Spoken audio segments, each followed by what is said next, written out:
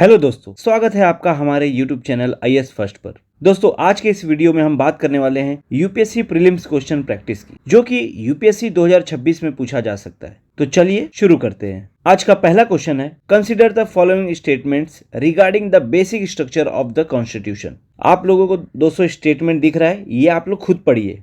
आपको ऑप्शंस में ये भी देखना है कि करेक्ट पूछा है कि इनकरेक्ट पूछा है। तो ये स्टेटमेंट करेक्ट कौन कौन से हैं ये आपसे पूछा है, तो मैं आपको आंसर बताऊंगा। और जब तक मैं आंसर बता रहा हूं तब तक आप लोग एक काम कीजिए, स्टेटमेंट पढ़ के अपने माइंड में ही खुद से एक आंसर सिलेक्ट कर ले, ताकि ये जो 10 क्वेश्चन है इसमें आपके कितने सही हो रहे हैं, कितने गलत हो रहे हैं, या कितने आप अटेम्प्ट भी नहीं कर रहे हो। तो इससे आपके प्रैक्टिस कैसी चल रही है, आपकी पढ़ाई कैसी चल रही है प्रीलिम्स के हिसाब से, वो आपको पता चल जाएगा। तो दोस्तों, इसका आंसर है option A, only one.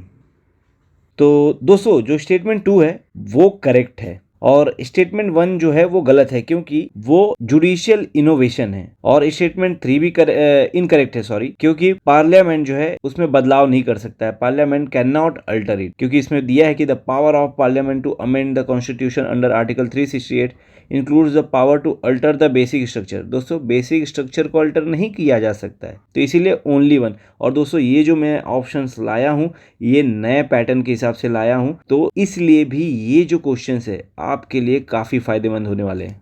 Next question है, with reference to the standing deposit facility SDF recently in the news, consider the following statements. तो दोस्तों, आपको 3 स्टेटमेंट दिख रहा है। अगर दिख रहा है तो आप लोग अपने दिमाग में ऐड कर लीजिए कि आपके हिसाब से कौन सा स्टेटमेंट सही है, कौन सा स्टेटमेंट गलत है, क्योंकि इस क्वेश्चन में पूछा है कि कितने स्टेटमेंट जो ऊपर आपको 3 दिख रहे हैं उसमें करेक्ट है। तो आंसर है दोस्तों ऑप्शन बी, ओनली 2। तो ओनली 2 कौन से हैं ये मैं आपको बता दे रहा हूं। तो स्टेटमेंट 1 और स्टेटमेंट 3 सही है, स्टेटमेंट 2 जो है वो गलत है। और क्यों गलत है? तो SDF rate is usually lower than the repo rate, specially 25 BPS below. तो इसलिए गलत है, क्योंकि इसमें क्या दिया है, the SDF rate is always यहाँ पे डायरेक्ट दे दिया भाई। ये स्टेटमेंट सीधे आप लोग तुरंत हटा सकते हो, क्योंकि ये जो है ट्रिक देखो कहीं ना कहीं स्टेटमेंट में यूज हो जाता है। जैसे ओनली दे दिया, ऑलवेज दे दिया, ये सब जो है ये अगर आपको स्टेटमेंट में आ गए तो आप सीधे उसको कट कर सकते हो, एलिमिनेट कर सकते हो। नेक्स्ट क्वेश्चन है, कंसिडर द फॉलोइंग पेयर्स। तो दोस्तों, आपको नीचे पेयर्स दिख रहे हैं, 3 पेयर्स हैं और पूछा यही है कि कितने पेयर्स करेक्टली मैच्ड हैं। तो दोस्तों, इसका आंसर है ऑप्शन सी, ऑल 3 पेयर्स। तो दोस्तों, ये तीनों पेयर्स सही हैं।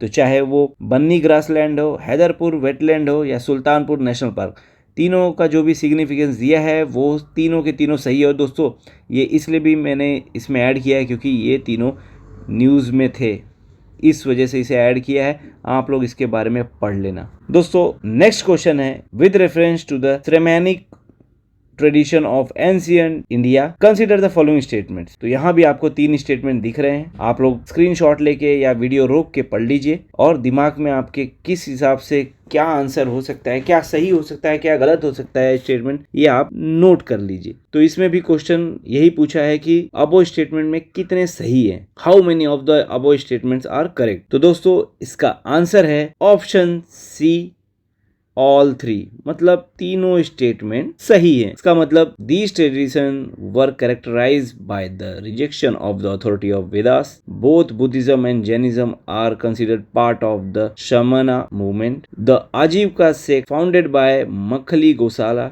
Believed in the philosophy of niyati, यानी भाग्य पर भरोसा करते थे। अगला क्वेश्चन है, with reference to the digital agriculture mission recently launched by the government of India, consider the following statements। तो यहाँ भी आपको 3 स्टेटमेंट दिया हुआ है, तीनों स्टेटमेंट पढ़ लीजिए और अपने मन में सही क्या है गलत क्या है वो नोट कर लीजिए। तो यहाँ पर भी कौन से स्टेटमेंट सही है ये पूछा है। तो दोस्तों, इसका आंसर है ऑप्शन ए, ऑल 3। दोस्तों, ये जो मिशन है वो फोकस करता है एग्री स्टैक पर, कृषि DSS पे यानी जियो स्पेशियल डेटा पर, और farmer IDs to streamline subsidies and services. Next question है, consider the following statements regarding the Arctic circle. दोस्तों, ये न्यूज में इसलिए है, याद रखना अभी इंडिया और रशिया के बीच में समझौता हुआ है, इस वजह से भी ये न्यूज में था। और ये आज का समझौता नहीं, ये समझौता 2025 से चल रहा है, इसलिए और भी इंपॉर्टेंट हो जाता है। तो दोस्तों, 3 स्टेटमेंट आपको दिया है, ये आप लोग, मैं वापस से वही दोहराऊंगा कि वीडियो रोक के पढ़ लीजिए और डिसाइड कीजिए कि कौन सा आपके हिसाब से सही है। तो इसमें भी कौन सा क्वेश्चन पूछा है, सही स्टेटमेंट कौन सा है ये पूछा है। तो दोस्तों इसका भी आंसर ऑप्शन डी है, ऑल 3, मतलब 1, 2, 3 तीनों सही है। और दोस्तों the council consist of 8 arctic state, handles regional issues and India has been an observer since 2013। अगला क्वेश्चन है, with reference to quantum entanglement consider the following statement. तो यहाँ भी 3 स्टेटमेंट दिया है, अच्छे से पढ़ लीजिए।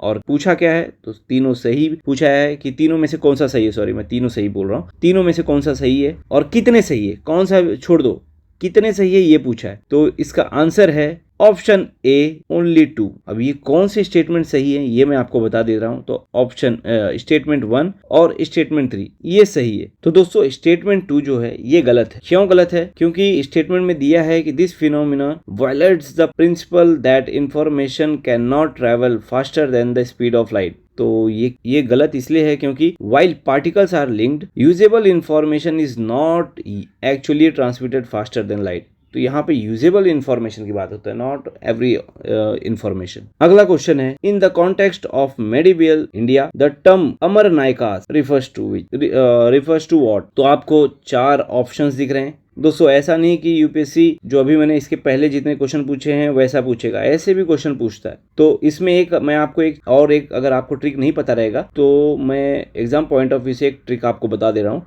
वो आपको बहुत मदद करेगा और श्योर शॉर्ट मदद करेगा, इसकी मैं 100% गारंटी भी ले सकता हूँ। दोस्तों आपको जो 4 ऑप्शंस दिख रहे हैं कि अमर नायका किसे रिफर करता है, तो scholars who specialized in interpreting Islamic law in the Delhi sultanate. दोस्तों ये गलत है। Revenue officers in Mughal administration responsible for collecting land tax, ये भी गलत है। Guild leaders who control the spice trade in south India, ये भी गलत है, मतलब ऑप्शन डी सही है। Military commanders in Vijayanagar empire who were given territories to govern. दोस्तों याद रखना जो मैं आपको बताने वाला था इंपॉर्टेंट ट्रिक यही है। अगर आपको कोई भी क्वेश्चन आता है मेडिवल से रिलेटेड या हिस्ट्री से रिलेटेड और उस क्वेश्चन में ऑप्शन अगर विजयनगर से रिलेटेड रहा, विजयनगर एम्पायर से रिलेटेड रहा, तो भाई आंख बंद करके आप विजयनगर के से रिलेटेड, अगर जैसे वहां के शासक के बारे में आ गया, वहां के एम्परर के बारे में आ गया, या जैसे इसमें दे दिया कि military commanders in Vijayanagar empire, तो सीधे उसी ऑप्शन को चूज करना। क्योंकि ये यूपीएससी का सबसे पुराना पैटर्न है कि अगर आपके क्वेश्चन में आपके ऑप्शन में विजयनगर एम्पायर आ गया तो वही आंसर सही रहता है। ठीक है, नोट कर लेना। नेक्स्ट क्वेश्चन है, consider the following statements regarding the pardoning power of the president and governor in India. दोस्तों आपको 3 स्टेटमेंट दिख रहा है, कौन सा सही है ये पूछा है या कितने सही है ये पूछा है। तो दोस्तों इसका आंसर है ऑप्शन बी, ऑल 3, मतलब the president can pardon a death sentence but governor can not, ये भी सही है। President's power extend to sentence by the court martial while governors does not, ये भी सही है। Both powers are subject to judicial review, ये भी सही है। तो तीनों सही है। नेक्स्ट क्वेश्चन है, which of the following best describe the Marshall plan recently mention in the context of global post conflict reconstruction. तो दोस्तों 4 ऑप्शन आपको दिख रहा है, सीधे सीधे में जो सही है मैं वही आंसर आपको बता रहा हूं। मेरे बताने के पहले आप खुद अपने मन में सोच लीजिए कि कौन सा आंसर सही होगा। तो इसका सही आंसर है option C, a plan for the economic recovery of Europe after world war 2। तो मार्शल प्लान 1948 में आया था। It provided over 13 billion in aid to help Western Europe to rebuild। तो याद रखना मार्शल प्लान के बारे में आजकल न्यूज में भी था, यूरोप के बारे में न्यूज है तो भाई ये आ ही जाता है, और खासकर आजकल ट्रम्प न्यूज में है तो इस वजह से भी। सो दोस्तों इस वीडियो में इतना ही 10 क्वेश्चन मैं आज आपके लिए लाया था। और एक बात, हिंदी मीडियम के लिए मैं अलग से हिंदी में क्वेश्चन का एक वीडियो बनाऊंगा। अगर आप हिंदी मीडियम से बिलोंग करते हो तो आप हिंदी मीडियम के भी वीडियो देख लीजिए, आपको इंग्लिश और हिंदी दोनों में प्रोवाइड हो जाएगा। ठीक है, तो दोस्तों अगर आपको ये वीडियो पसंद आया हो तो प्लीज वीडियो को लाइक कर दीजिए, चैनल को सब्सक्राइब करना बिल्कुल मत भूलना। मिलते हैं आपको नेक्स्ट वीडियो में, तब तक के लिए जय हिंद, जय भारत।